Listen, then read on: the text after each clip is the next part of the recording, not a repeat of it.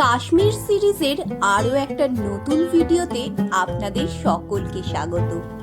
আগের দিন বলেছিলাম শ্রীনগরে কতটা কম খরচে আমরা ঘুরেছিলাম লোকাল সাইট সিন। আজকে বলবো আমরা শ্রীনগরে কোথায় ছিলাম। ডাল লেকের খুব কাছে অত্যন্ত রিজনেবল প্রাইসে ছিলাম আমরা হোটেল ইয়লকে। এটি হচ্ছে হোটেলের নাইট ভিউ। এই দৃশ্য তো আমার ভিডিওতে আগেই দেখেছেন। আজকে চলুন আপনাদের পুরো হোটেলটাকে একবার ঘুরে দেখাই। ফার্স্টেই স্টার্ট করি আমাদের রুম থেকে। এই হলো আমাদের 2 বেডের রুম। এখানের ভাড়া পড়েছিল per night 1300 rupees. Bed, wardrobe, দুটি চেয়ার, একটি টি টেবিল, এর সঙ্গেই রয়েছে ইলেকট্রিক কেটলিও। তার সঙ্গে একটি টেলিফোনও আছে, যেটাতে দরকার হলে আপনি রিসেপশনে কল করতেই পারেন। এই তো গেল রুমের ইন্টেরিয়ার। এবার চলুন আপনাদের চট করে দেখিয়ে দিই রুমের মেন থিংস, অর্থাৎ বাথরুম কেমন। বাথরুম ক্লিন ছিল এবং গিজারও ছিল।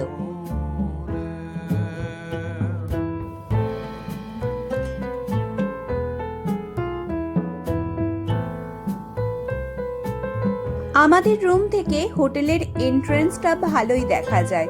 এই হচ্ছে হোটেলের এন্ট্রেন্স। কুট্টু সারাক্ষণ 5 লিটল মাঙ্কি খেলে যাচ্ছে টেলিফোন পে। একটা বড় মিরর আছে। হ্যালো, টিভি, ফল সিলিং পাখা।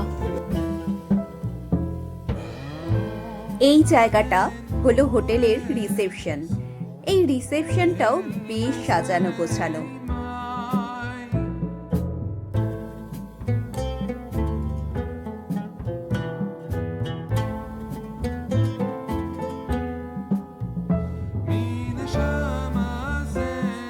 এখানের এই সিঁড়ি দিয়ে গিয়ে শুরু হচ্ছিল রুমগুলো।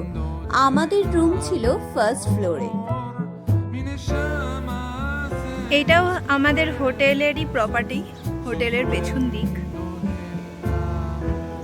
এই বাড়িগুলো বরফেতে পুরো ঢেকে যায় শীতকালে।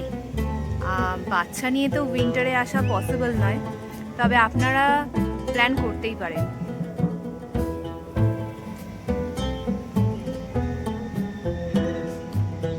এইদিকে যে হোটেলের রুমগুলো আছে, এগুলো হচ্ছে প্রিমিয়াম রুম। এখানে একটা ছোট্ট প্লেগ্রাউন্ড মতো আছে, মাঠ।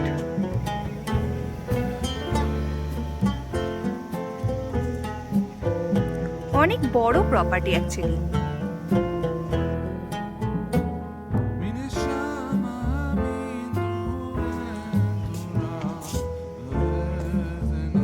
এখানে ডাইনিং প্লেস, ওদিকেও একটা ডাইনিং প্লেস আছে দেখলাম। ওখানে মানুষজন খাওয়া দাওয়া করছে বলে আমি আর ফটো তুলতে যাইনি। প্রাইভেসি নষ্ট করা উচিত নয় অ্যাটলিস্ট।